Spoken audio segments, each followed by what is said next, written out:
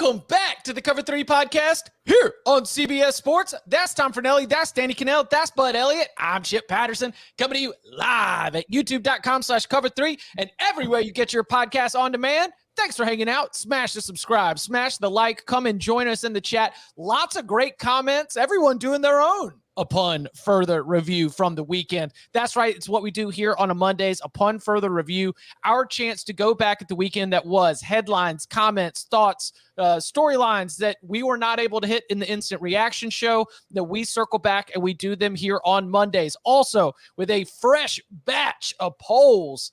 New AP Top 25 poll. We like to take a look at it. The big movers, maybe some questionable decisions. We like to call it Poll Assassin. All that and so much more. But yesterday, if you saw those sirens in your feed, you knew exactly what that means. It is that Michigan State has suspended Mel Tucker indefinitely as it awaits the conclusion of a Title IX investigation into allegations of sexual harassment. Now, Bud and I think, covered this extensively in terms of all the different parts of it, but one piece of this conversation that I think we can continue to play forward rather than trying to play judge and jury of the actual hearing is to first assume if Mel Tucker is not going to be the head coach of Michigan State for another game, then what is the path forward for Michigan State? Where do you view this job?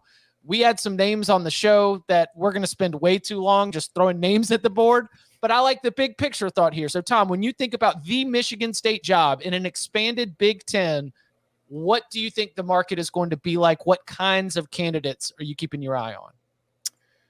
I don't have any specific candidates off the top of my head, but Michigan State is a Big Ten school that makes a lot of money and will have a lot of money to spend. I don't know if you're aware, but they gave Mel Tucker $95 million after one good season. So it's not like they have a shortage of cash to throw around. That said, Luke Fickell is at Wisconsin. A few years ago, Michigan State had an opening. Mark D'Antonio kind of left under some odd circumstances, and they went after Luke Fickell. And Luke Fickell was considering the job, but the closer he looked at, and this is just, this isn't, I'm not saying this for sure, but the reporting you got at the time. Luke Fickell looked at the job, looked at the athletic department, didn't like what he saw, decided to pass on it, went back to Cincinnati, waiting for another Big Ten opening to, come that he found more suitable, which is a pretty risky thing because, Big Ten jobs don't always make offers to you. And there was no guarantee he was going to have the success he had at Cincinnati, but he made that decision, ended up at Wisconsin. A lot of the things that concerned him about the Michigan State athletic department don't seem to have gone away, considering. Now, I don't know what has happened here. We don't know any of the actual details. We don't know the situation, as Bud mentioned on the show yesterday. We're going to have to wait for all this stuff to come out. They're going to have their quote-unquote day in court to explain everything. There's a lot of bad stuff that happens in that athletic department, man. It's not a coincidence at this point, the scandals that have taken place in East Lansing. At least I don't think it could be a coincidence at this point that these things keep happening. So whoever ends up getting this job is probably going to want some assurances, is probably going to want a little more security in that. But as far as the football program itself, you can win at Michigan State. There have been 3 Big Ten teams to reach the college football playoff in the 14 playoff era. Michigan State is one of them. Obviously, USC, UCLA, Oregon, and Washington coming in kind of impacts Michigan State's ceiling. So at the same time, you're getting out of the East where you have to deal with Penn State, Michigan, and Ohio State. You've got a couple more big name programs coming in. So it's probably more of a middle-of-the-pack Big Ten job than it was a couple of years ago, but a middle-of-the-pack Big Ten job is still very attractive to a football coach. We said 6 to 11 range, basically. Like, there's a hard cap top 5. And there's, a bottom 5 for sure? And Michigan State's not going to be bottom 5. Correct, and they're not top 5. They're somewhere between 6th and 11th. Depending on how they're running at any given time. Danny, what's your read on the situation? Again, I don't think that trying to project out exactly what's happened here is as important as us taking stock of a Michigan State team that is not going to have its head coach probably for the rest of the season. And unfortunately, hey, listen, I'm waiting on the call. Okay. The Cover 3 search firm is here to undercut all your other executive search firms. We will do it for less and give you the same results. It's our promise here at the Cover 3 search firm. Danny, there you go. We need to start getting on that, start charging people for it. This is one of the wildest, unbelievable, bizarre stories I think and we've seen our share of them in college football. I guess this just kind of falls into this wacky sport that we cover. It's, the gamut, the reaction ran the gamut from how could you be this dumb to like, you can't even make this up, just the connections that are there. We'll see how it unfolds. Do they go to where they got Mel Tucker? Go get Sean Lewis. No, he means go. Sean Lewis would be a good hire. Actually, yeah, he probably will be in the market. I have no idea where they're going to go. It's interesting. D'Antonio named assistant head coach. Somebody pointed out there. I mean, there's no chance that happens, right? There's some chance. Yeah.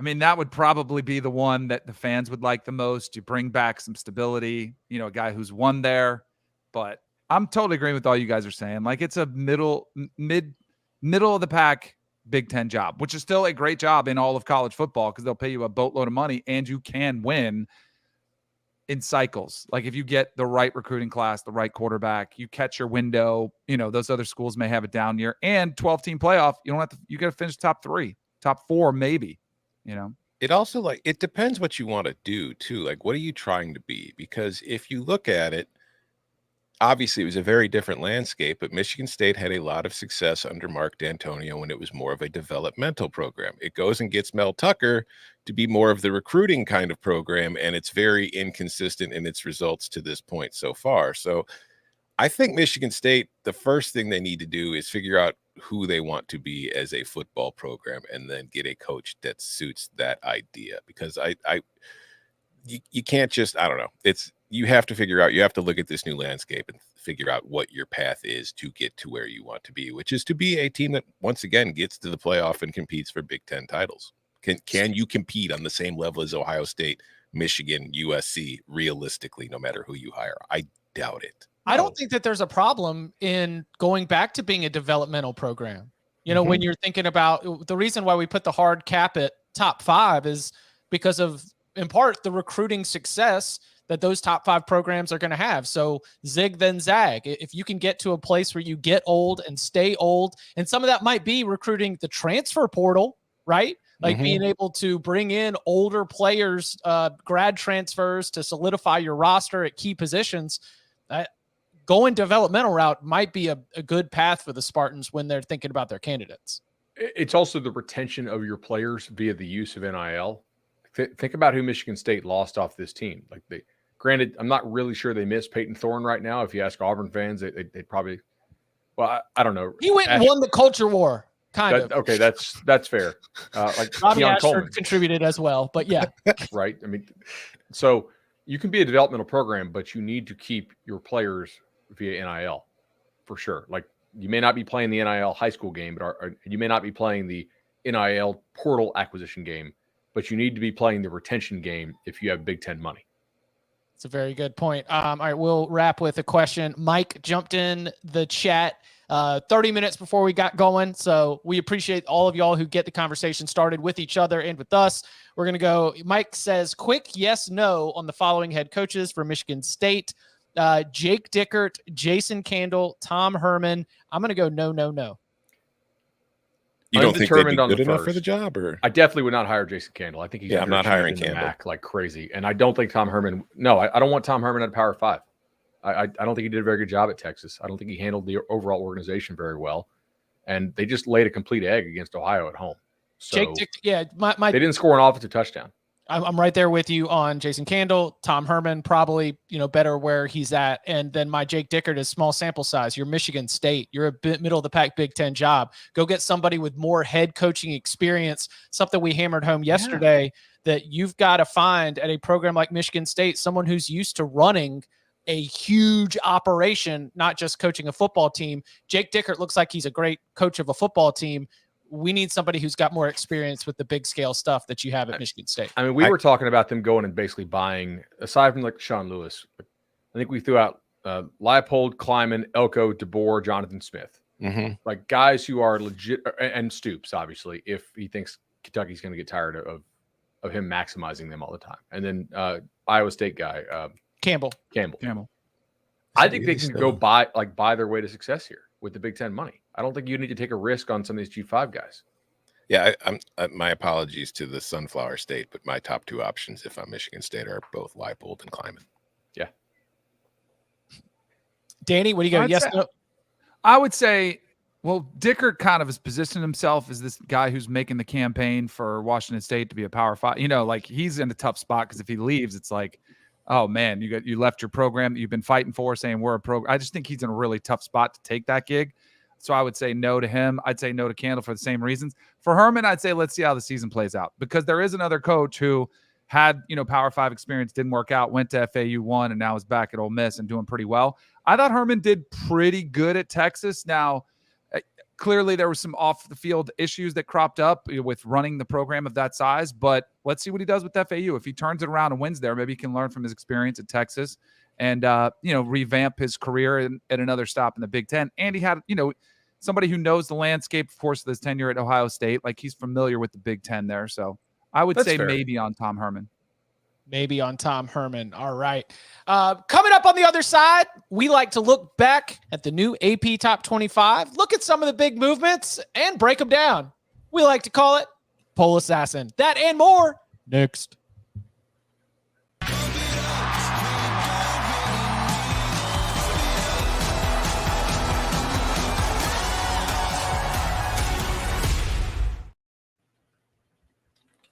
Get out your Halloween costumes and make sure that all pets are secured. It's time for Poll Assassin.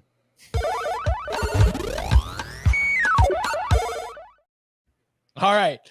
New AP Top 25 had a new team checking in at number 4. That would be the Texas Longhorns, up 6 spots into the top 4. Florida State moved up as Alabama took a tumble down to number 10. Georgia, Michigan, Florida State, Texas, USC, that is your new top 5. Ohio State dropped a couple of spots in the reshuffling. Tennessee takes a couple spot tumble. Colorado continues its upward momentum up to number 18. North Carolina, Oklahoma fall in wins. Miami crashes the rankings. Washington State crashes the rankings. UCLA and Iowa as well. What stands out from the new batch of rankings? Or if you want to go the route, more specifically, some of the voting habits of the group? Whole lot of back in that top 5. I know. You know what I thought looking at the top 10? I said, like what's old is new again. Everything goes in cycles. We were just so beat into our heads that the top 4 was going to be unchanged, or top 5. Everything was Alabama, Georgia, Clemson, Oklahoma, Ohio State. It's kind of awesome to see the top 10 looking the way it looks. Alabama at number 10 is going to make Crimson Tide fans crazy, but to get a Washington up there, to see that Penn State is peaking, that's not what stands out to me. My question is, what is appropriate for Texas? Because there's 2 first place votes. There's 6 second place votes. There are 10 third place votes. There are 20 fourth place votes. Naturally, that's where you're going to get the most of it, where Texas landed. But then there's 8 fifth place votes, 8 sixth place votes, 5 teams that only had them at 5 voters who only had them at number 7. 1 voter put them at 8th, and 2 voters had them at 10. Mm-hmm. So Chuck Landon and Mike Nazoliak. Who are the 9 teams that you think have done a better job than Texas so far this year? Yeah. So that's really inexcusable. I mean, from both a power rating standpoint and a resume standpoint, ranking Texas at 10th is egregious, right? All right, what do you got? Here's the thing, Chuck Landon of the Charleston Gazette-Mail in Huntington, West Virginia has Texas at 10. Do you know who he has at 7? Alabama. The team that just lost by 10 at home to Texas. He has ranked 3 spots ahead of Texas in his poll. Maybe he didn't watch this week. Maybe he just filed ahead of time. Maybe he used to do. He should lose his vote. That's idiotic. Come on. We used to decide national champions on this kind of voting stuff before we had the ability to watch all these games on TV. I know most of us watch a bunch of stuff on Sunday and do the rewatch stuff. How would you guys? How do you guys? Before? How do you guys assess them? Because, I try to do it and I don't really, because I don't stick to it, because I tried it one time, 1 year, and people lost their minds. Like, you would have Georgia probably just based on this year alone. Yes, they've looked good, but they haven't had a win. Same thing with Michigan. Like, they've beaten everybody, but they haven't played anybody. So if you truly went off who have the best wins so far, you can make a case for Texas, Florida State. Like, you would have some of those teams. Now, I don't have a huge problem. Georgia back-to-back going for a three-peat.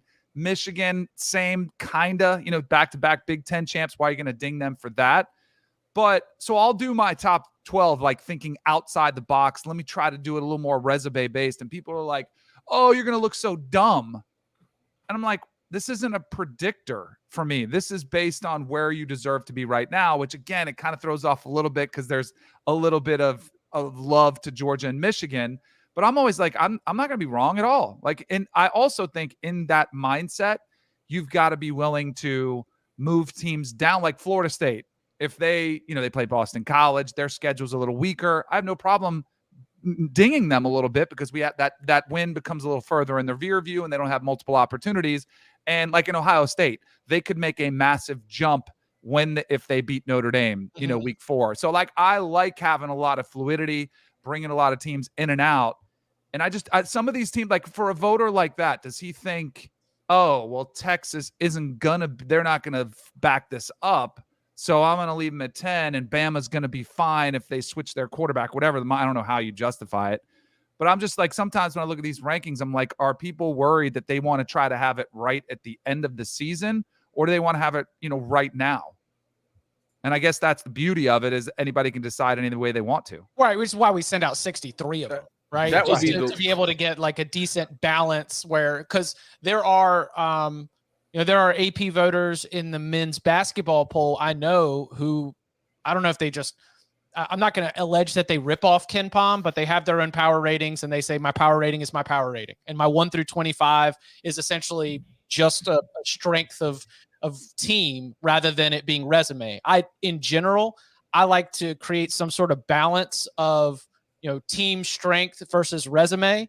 And right now, Georgia is still my number 1 because of team strength. Now, as resume becomes more important and we've got more data points, now I'll start to talk about replacing Georgia with a Florida State or replacing Georgia with a Texas, because Georgia won't have wins that are as impressive. They get to 5-0, 6-0, 7-0. Now it's almost like you've got to start eliminating how much you factor in how talented the team is. And then it has to be, what does that team actually look like on Saturdays when we start to talk about the college football playoff and the big rankings that matter? I have no problem with people doing power ratings in these things this early in the season, because we don't really have enough data points to create good rankings, right? I mean, like USC has played nobody so far, and they have crushed them, but it's still they've dog walked them. They no doubt. No, they certainly have. So I don't have a problem with using the power ratings this early. As you get along in the season, I do think you probably need to switch to more of a resume rank, because otherwise, like, why are we playing the games? Essentially, the worst way to do it is a predictive non-power rating way, which is trying to guess what the order of finish will be at the end of the season, because that's like basically way factoring in schedule that has not been played yet. Like that, I know what you guys are suggesting there. That's just a really flawed methodology in voting. You can't be like, all right, well, they have 2 tough games coming up, so I'm going to drop them because I don't think they'll be here after those games. Well, guys, are you going to drop them again once they lose those games? That's kind of crazy. So yeah, some amalgamation of power ratings and resume to this point makes sense. Predicting what the final record will be is really not a great way to do this. I don't think, because you're going to end up double counting. Anything below 5 is irresponsible for the Texas Longhorns. Yes, they've got the best win in college football. I think anything below 3, actually. So there have been 9 times that Nick Saban has lost in Tuscaloosa. 3 of them were in that first 2007 season. All of the rest of them, the 6 times that Nick Saban has lost in Tuscaloosa, it's been to a future Heisman Trophy winner and a future national champion. It's been to a future SEC champion and a national runner-up. It's been to a future Heisman Trophy winner. It has been to Hugh Freeze. It has been to a future national champion and Heisman Trophy winner. I mean, the rarity of this victory for the Texas Longhorns is something that should be celebrated in a way where based on power ratings, which have loved the Longhorns since going back to last year. Everyone's like, why in the world is this 8-win team top 10 in the power ratings? Well, a lot of that talent is also on the team that won on Saturday night in Tuscaloosa. It's like they were falling short at the margins last year. Now they flipped it to the other side. Anything below 5, I think you're overthinking this by any way you approach it. Yeah, let's flip it then. What's the highest you could reasonably have Alabama right now? Power rating or resume? Resume on your ballot. If you're putting them on a ballot. As a ballot. I think 10 is too high. I think you could have them at 6. I've got them at 10. So the CBS Sports 133 is getting published about right now. It's our full 1 through 33 ranking of all the FBS teams. I fill out a ballot. I know Tom does as well. I've got Alabama at 10. Ryan Aber of the Oklahoman has Alabama at 5. He's got his top 4 of Georgia, Florida. If he's power rating them, I think he would take them on a neutral field over Ohio State right now, right? I assume he's got them over there. Yes, but if you're doing power ratings, would you have Florida State and Texas ahead of them right now? Bama? He does. Definitely Texas. And I think unless Bama can throw the football better, I do think that Florida State, I think they'd be a small favorite over Alabama right now. Did you have Florida State? So in your power ratings, you have Florida State ahead of Alabama. Yeah, Bama can't throw the football. Like all of our concerns from the preseason have been validated, and they couldn't run the ball effectively. I think Texas is a pretty damn good defense, but like until that they can move the football through the air, you can't just assume it's going to happen. We've now seen it in 2 games. Florida State's a more complete team. Now, look, do I think there's a chance that Bama would absolutely ragdoll Florida State's offensive line? Yeah, I do, because I saw what Wingo did to them for LSU. But still, like quarterback play, the most important position on the field, Bama doesn't have it. That like Milroe, you can't win big games with him, I don't think, right now. If you're doing a poll for the 2023 season and you've got a 2-game sample size, Alabama has lost one of those 2 games at home by double digits. How do you rank them ahead of Penn State, Ohio State, USC, Utah, Kansas State, Notre Dame, Washington, Tennessee, Oregon, Oregon State, Ole Miss, Duke, Oklahoma, North Carolina? Alabama's lone win is against Middle Tennessee.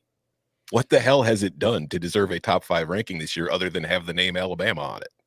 I think that's a quality of player. Yeah, it's resume versus power rating.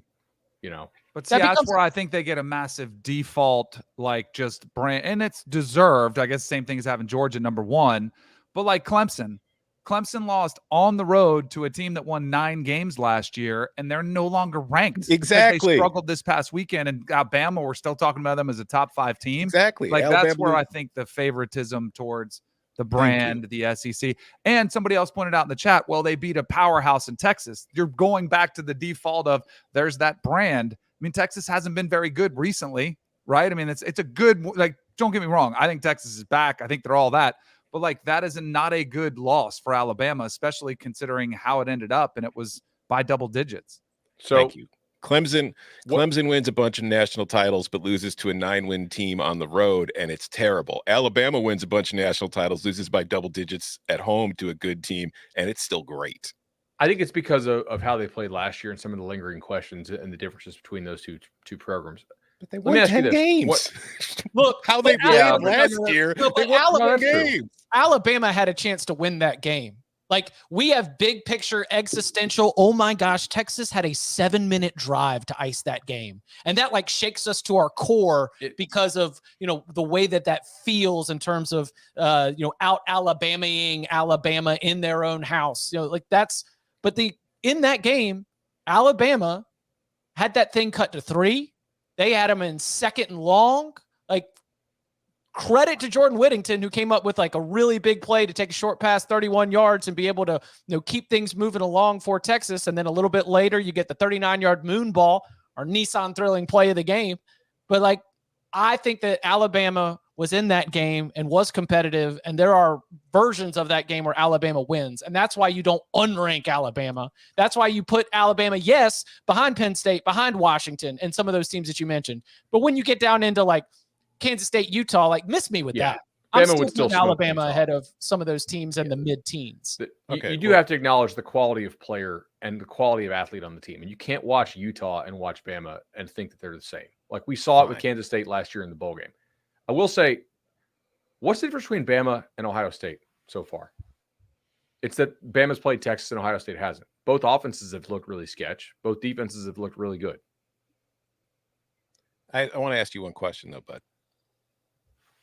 You mentioned that part of Clemson's evaluation is what happened last year. Clemson was 11-3 last year. Alabama was 11-2.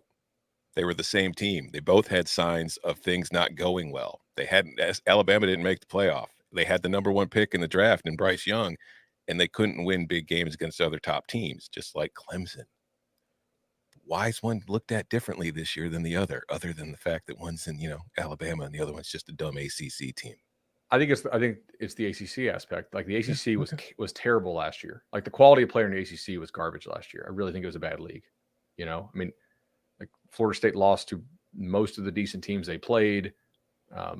Miami went 5-7. North Carolina went, they win 9, Chip? Yeah, it was 9-1 to start with 4 straight losses to conclude the season, including one to Georgia Tech. Clemson's 2022 to me was a scam. And I think I watched almost every game they played. I don't think they were very good. I have I'm glad you brought up North Carolina because they lost 4 games to finish the season. It was 5 by the end of the year. They lost to Notre Dame earlier, which is very similar to another program in Ole Miss who finished the year on a losing streak. Now, this is one of those things where I'm totally kind of agree. I'm glad you're going here. And I'm saying something is off here. Did these people just look at the box score? Because yes, Tulane was a good win, but they did not have their starting quarterback. Well, no, that's my point. So they beat a team that beat USC last year that was the darling of the group of 5 teams, but the box score is not indicative of how that game unfolded. With their backup quarterback, Tulane had Ole Miss on the ropes, and you could make a really strong case if they had Michael Pratt, they win that game. And we're supposed to be impressed where we bump up Ole Miss 3 spots. And North Carolina, who App State gave them fits last year, they're coming off the big win against South Carolina, which was one of the more impressive ones. They're sandwiched in between a game against Minnesota, and they drop after a win, and I get it was a close game, and there's a pass interference call at the end that might have had the outcome different, but treat them equally, and I get like if you were 1 spot off here or there, but the difference in the reaction there of Ole Miss moving up 3 spots and North Carolina moving down 4 is just, it reeks of we didn't really watch the Ole Miss game, or we're just giving a nod to the SEC team and because of who they are and what they've been.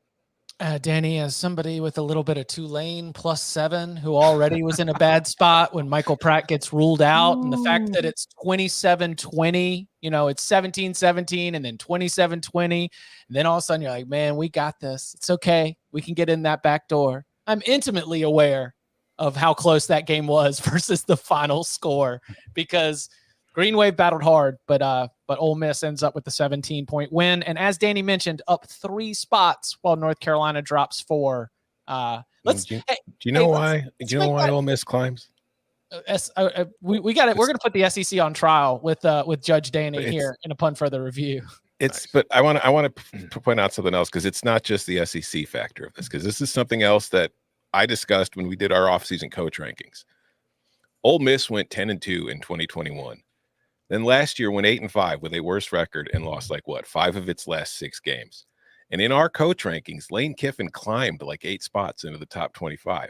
Meanwhile, there were other coaches who had better seasons and improved on their years from the year before who dropped in our coach rankings.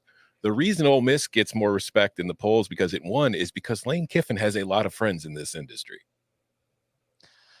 And you know what else he is? He is?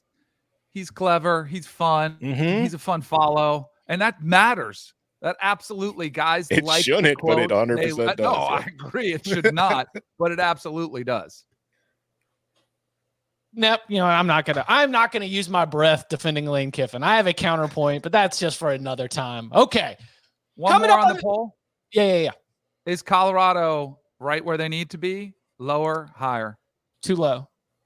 Yeah, based on power ranking, way too high. Based on resume, probably too low. Yeah, if we're going to say Texas has the best win and should be ranked much higher, Colorado's got 2 Power 5 wins. Now, granted, TCU and Nebraska aren't exactly tearing it up this year, but still. Give me Colorado over Utah. Yeah, I could see that for sure. You told me, hey, they got the horses, dog. All right, you can keep them bottled up for a little bit, but it can't keep them bottled up for 4 quarters. Like that's the thing is the way that they play and the high end explosiveness that Colorado has. They have weaknesses, they have deficiencies, but over the course of 4 quarters, you're going to get worn down and they're going to start scoring touchdowns. And when it starts to get sideways, it happens fast. Yeah, and there's a weird dispersal of the votes too for Colorado, because if you look, David Jablonski, who has the name of a Saturday Night Live Chicago Bears superfan, has them ranked 9th, but nobody else even has them higher than 12th. Like Randy Johnson has them 12th, Mike Barber has them 13th, and then from that point on, it's all 14, 15, and then most people have them ranked 20th or a little bit lower. So there's just like a very weird dispersion of where people consider Colorado, and it goes to exactly what Bud says. If you're basing on resume, they should be high. If you're basing on power rating, you might not even rank them at all. I would like to briefly discuss 2 teams that are towards the very bottom, or like, how in the world is Iowa receiving votes? They scored 1 offensive touchdown against Iowa State, and the offense still looks terrible. And Arkansas is the 2nd closest team to being ranked. Have you guys watched Arkansas this year? They look terrible. Well, we know why Arkansas is there. We've discussed it. We'll continue to discuss it in a couple minutes. Who deserves it more, Clemson or Kansas? Would you put them in above Iowa? I would put Kansas above Iowa. Yeah. Me too. Also, should we rank UCLA? Win. Like UCLA is treating this non-conference season like the preseason, just clearly. Like they're emptying the bench. They're playing like 15 offensive linemen and 12 wide receivers in the game back to back. I don't know. Like if they're going to treat it like the preseason, we should wait to rank them until we see them. Just as the disrespect. I would like to see your fastball at some point, please. UCLA is. I know they played Dante Moore finally, and clearly on a power rating, UCLA is easily a top 20 team, but they play everybody. Listen. It's all about the percentages, right? You know, we're just trying to be 10% better every single day. Would you take Kansas or Iowa? Kansas. Right now, I think I would take Kansas. Like, there's some chance McNamara, because I know he missed a lot of camp. There's some chance we have to allow for the possibility that they click. But right now, like, that offense still looks bad. The Iowa dropping out of the rankings after week 1 was really more getting jumped. They have retained their position right in the 20s, more or less, on a lot of ballots, which is why I think you see them cycle in. You see them cycle in because Texas A&M and Tulane lost. You know, like if all of a sudden somebody jumps up, then they could find themselves falling out again. It's going to take Big Ten wins for them to be able to not be in that tenuous position right on the edge of the top 25. Coming up on the other side, every single Monday, upon further review. And we begin with questioning something that we've always thought, and it's always been at the core of college football conversations. So upon further review, is the SEC still the best league? That and more next. We don't get a try run, we only get one life. So enjoy the ride. Just live your life, one day at a time. And enjoy the ride.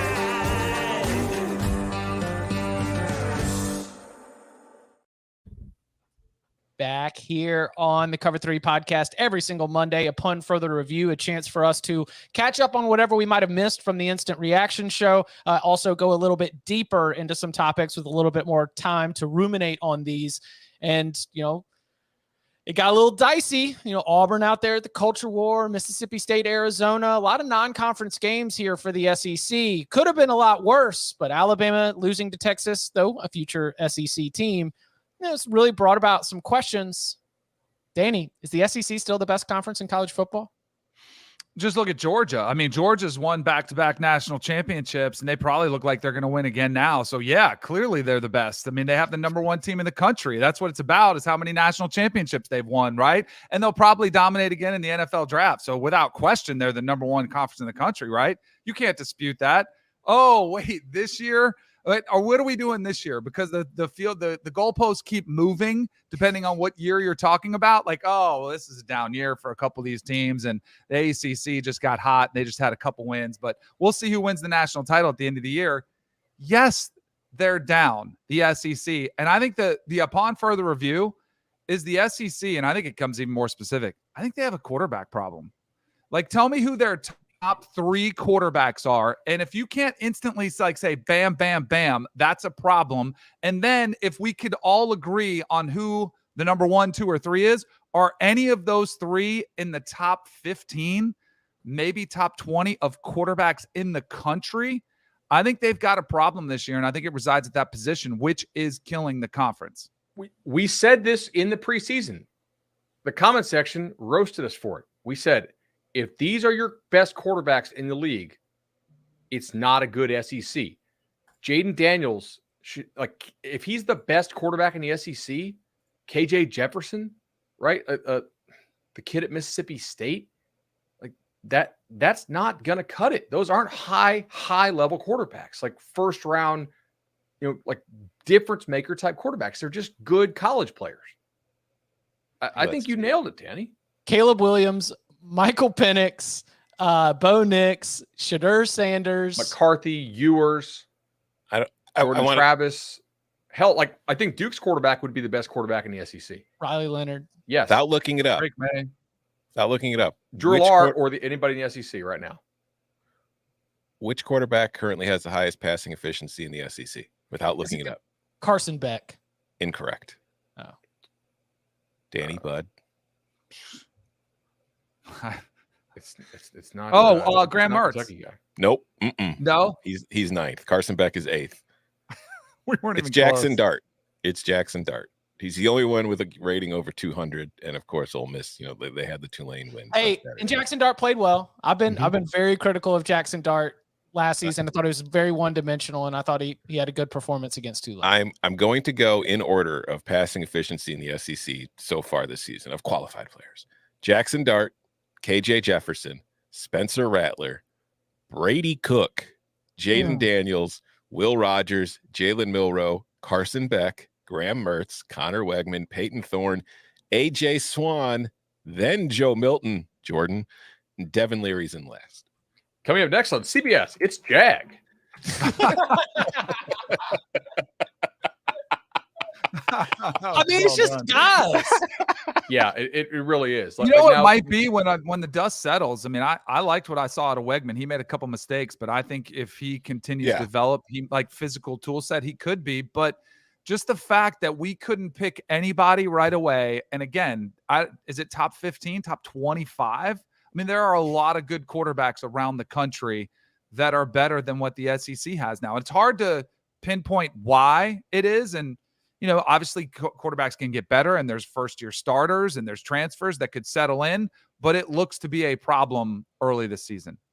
I will say I thought Rattler played pretty well given how bad that team is around him. South Carolina has the worst offensive line in the SEC. I think it's worse than Vandy. This might be a Rattler redemption tour for him this season. Yeah, it'll go unnoticed because I think South Carolina will miss a bowl game now. But I thought he played pretty well. There's some chance that Carson Beck really puts it together. Like Georgia doesn't have McConkey, and we'll see. But yeah, I think Danny nailed it. Like they don't have real difference makers at the position. The other thing is, and I saw some people saying this, about the demise of the SEC, which I think is overblown. I mean, I'll even admit that they're not going anywhere. But the transfer portal NIL market, which we thought was really all of a sudden going to consolidate the power at the top, and maybe it has with Georgia, but has that actually dispersed the talent and given other programs more opportunity? At that position or just overall? No, overall, in general. I don't know, because maybe among Power 5 teams in some ways, but the G5, P5 so far this year, the P5 has crushed the G5 in most situations. Like it hasn't. Look at what Northwestern did to UTEP. Now, granted, I think UTEP quit on Dana Demmel and might just be a dead team walking the rest of the year. But, yeah, exactly. But I don't know, Dana. That's an interesting question. My thing here is because and the conversation historically, the SEC has always been able to amass the talent because they were doing it anyway before NIL. But now all of a sudden that there's a little, and they're still spending the most money. But now that there's a chance for other schools, and I'm talking Power 5 versus Power 5, not Group of 5, that other schools are able to do it, and you're able to, go out and find players and add them to your roster. It's actually made it tougher for the SEC to have that gap. I just think you don't deserve the benefit of the doubt this year if you're because of your non-conference performance. Like the SEC should be a one-bid league. Right. Like if Georgia doesn't win the SEC title, I don't think Georgia should go to the playoff, given who's on their schedule and given the terrible performance in the non-conference from the SEC. Like obviously, if a bunch of other conferences have 2 lost champs or something like that, that's different. But I don't think a 1-loss Georgia should be going over a 1-loss Pac-12, a 1-loss ACC, or a 1-loss Big Ten type champ this year, or a 1-loss Big 12. Is the Big Ten the next conference up? Yeah, I think because the top 3. Like being able to boast of what you've got up top more than the Pac-12, which has 8 teams ranked. That's a good point. I mean, I have my ratings that I do that exist in the vacuum that only consider anything that's happened this season. There's no prior results. To this point, through the second week of the season, the Pac-12 rates higher than the SEC. That said, I don't think that'll be the case as the season goes on. I think that back to the conversation, I think if you look at the SEC, I still think the bottom of that league is better than the bottom of every other league in the country. But the difference is the top of the league that was so dominant this last 15, 20 years at this point that has been crushing everybody else, it's not as dominant. Georgia could still be. We haven't really seen Georgia get out of neutral at any point yet this year. And we might not see Georgia get out of neutral till the playoff or the SEC championship. You don't know. But it's that tier right behind it that used to be really good too, that has seemingly taken a step back compared to the top teams in other programs. And I think Texas, quote unquote, being back, USC, quote unquote, being back, Florida State, maybe even Miami, all being back. I don't think it's a coincidence that this is all happening at the same time the other top teams in the SEC kind of seem to be sliding back down to the pack. Interesting question here from Kyle. Again, he jumped in. We always appreciate y'all who get the conversation early. Kyle says, is there a single team that you can say definitely will not win the SEC West? I want a season where everyone goes 4-4 SEC West, paying homage to the ACC Coastal. I could name 3 teams that definitely. Yeah, I was gonna SEC say, West. Mississippi State, Arkansas, Auburn. And Ole Miss. Okay, well, I guess there's 4 because I'll say Ole Miss isn't winning it either. I actually could see Ole Miss if they get some guys back. Like they're sneaky banged right now, so I could see them. I mean, Trey Harris got hurt. Franklin hasn't played yet at all. The UTSA kid, Prescorn was the best tight end of the transfer portal. The kid from Memphis, and he's out 2 to 4 more weeks. I think they got a lineman down right now, so I will still take Alabama and LSU versus the field. Oh, for sure. Oh, what? Yeah. You are not going to throw Texas A&M in that conversation? I like A&M. I almost feel not too bad about A&M because of what we saw from their offense. I think there's fixable issues that they can adjust. And it was. Do you think DJ Durkin Miami can might coordinate be really defense? Yeah.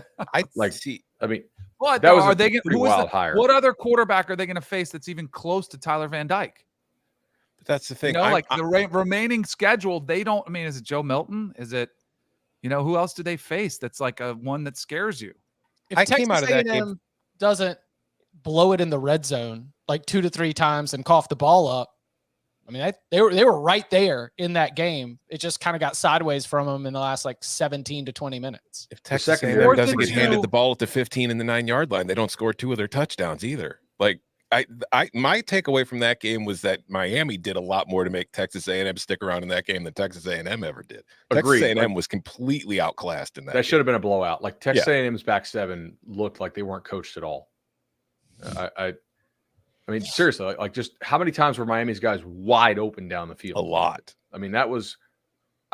I thought that the new coordinator Miami got from Houston did a great job of just like he had the chalk and DJ Durkin was told to like sit down because I'm about to teach you how this goes, and he did. Like that was, they made it simple for Van Dyke, and Van Dyke ID'd it and hit it with big time throws. That was pretty impressive.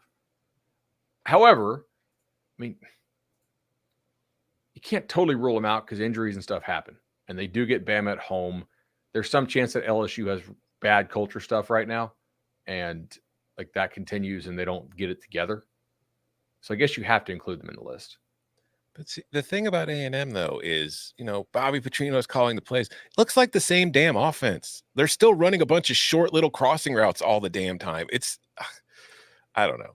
it looks exactly the same to me. I think Wegman has got potential if he gets unleashed, but I just don't trust that he's going to get unleashed. What would you guys have done? 4th and 2, 7-yard line. You're up 7 in the first quarter. Because they Instead of settled for kicking. the field goal. They Right. settled for the field goal, took it. They went up 10-0. Miami came like right back. I would. That was one where I was like, man, you had a chance to take control of that game, go up 14-0. You settled Hey. for the points. I was wondering if that was Jimbo almost stepping in and saying, nope, we're going to do this. We're going to make sure we get the points. I thought they could have really taken control of that game and put Miami, on their heels a little bit more than they did. They had Jimbo and already. Cristobal Go ahead. was a hilarious matchup of like Yes. timeout management, fourth down management. Just Jimbo routinely scores in like the bottom 10th percentile in terms of making the correct decision, punt, kick, go. Like he just almost always botches this.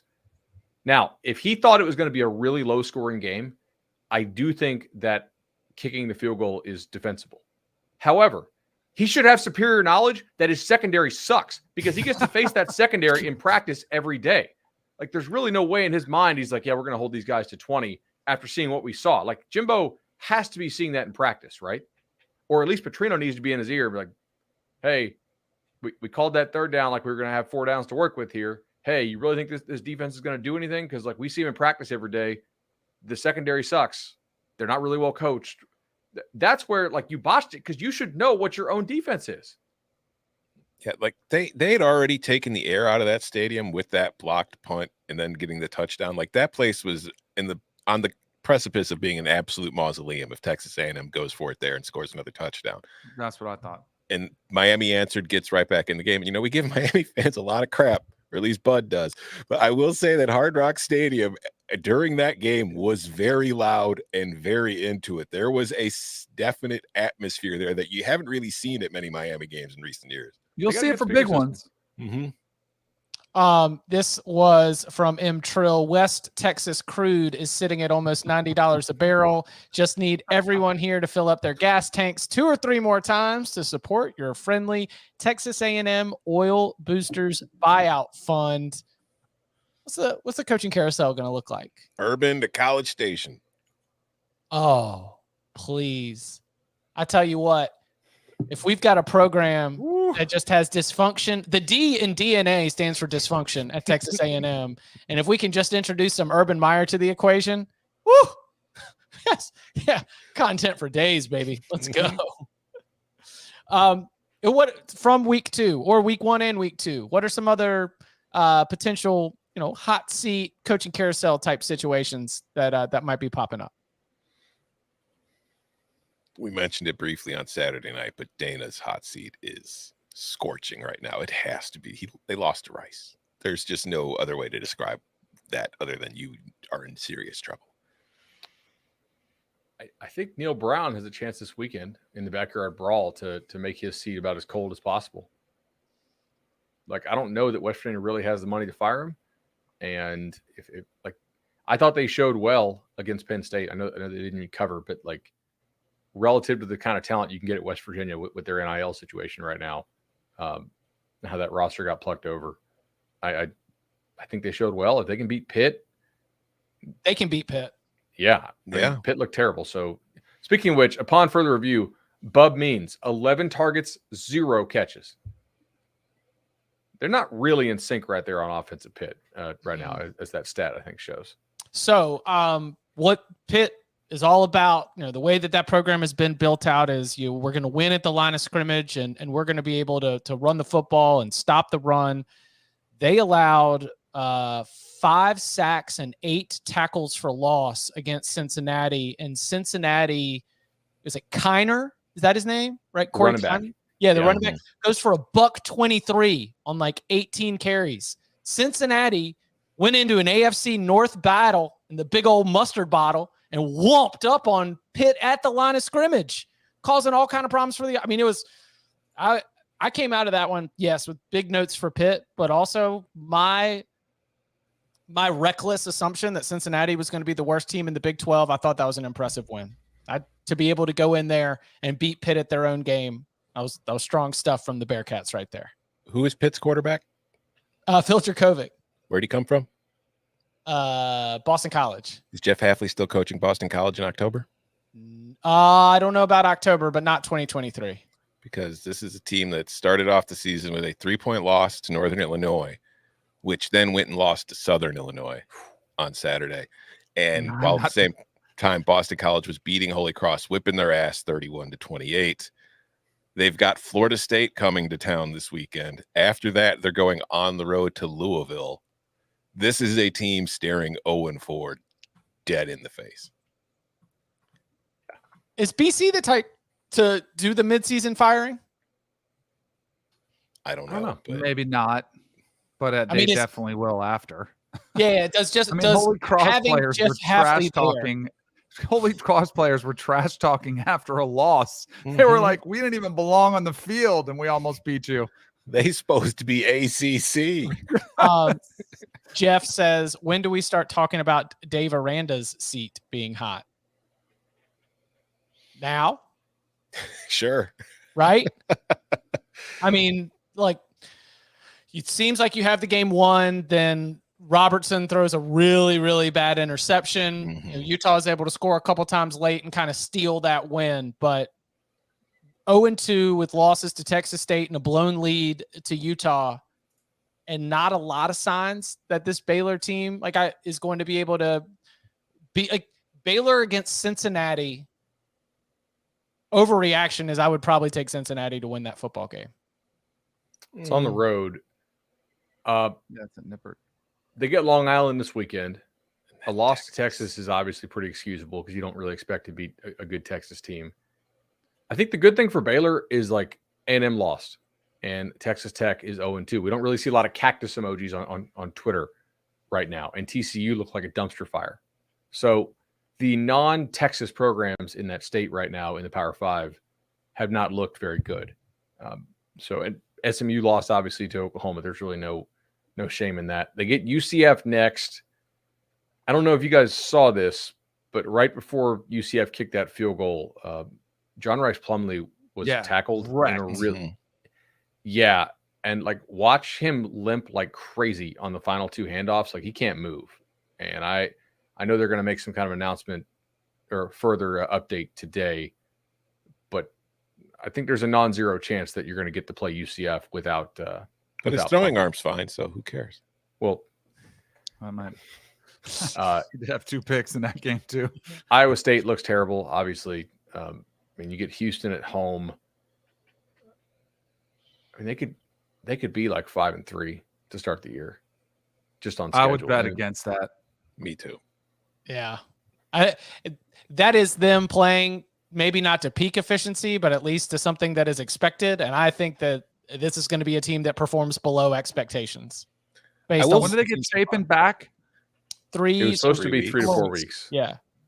I will say, I know we mentioned it, but like seriously, shout out to Neil Brown in that we were already firing him all off season, and now we're in the second week of the season, and it's like, is he even on the hottest seat in the Big 12 anymore? No, he's not even on like the second hottest seat in the Big 12 anymore. Good for you, Beanie Neil Brown out here. Neil Brown, big winner. Come on the Cover 3 podcast so you can celebrate with us. Coach of the Month nomination for the month of September. All right, what else do we want to have upon further review? Where do y'all want to turn the attention? We just touched on it a little bit. I finally had a chance to go see what happened during that Utah Baylor game while I was in HQ. That I missed everything that happened, and that was wild. I wanted, because I had planned to pay more attention to this game on Saturday because it was so terrible, but I didn't really. I watched Northwestern UTEP, and Northwestern explosive offense, like. Let's see. They had the plays of 85-yard touchdown that I think was maybe a yard behind the line of scrimmage, but still it was like they were busted out big plays. It was very good. It was a very good sign for Northwestern considering how terrible they looked against Rutgers. They did not look that bad against UTEP. So there we go. An upgrade for Northwestern, a downgrade for UTEP coming out of that game. Classic two-way adjustments. Oh, can we get a drive for 325 update here? Oh, yeah, let's do it. Brian Ferentz trying to get 325 points, averaging 25 points per game. All right, bud. These are my projections that they need to hit in every single game in order to get to that 25 point per game average. Now, I asked David Eicholt of our Iowa 24/7 Sports site, and he thinks that the bowl game is included in this, so that they do need to average it. Like they need to win 7 ball games, which means you make a bowl, and then also average it through the bowl game. So I've included that here. So 20 was my target number for them to hit against Iowa State. Thanks to a pick six, they did hit that 20. Now, next week, Western Michigan is a team that likes to play fast. This is probably the last chance they're going to have to really run it up on somebody until maybe early November. Right. I kind of think if you want that cushion, if you want to feel good on Halloween, you kind of need to drop a 50 bomb here on Western. What if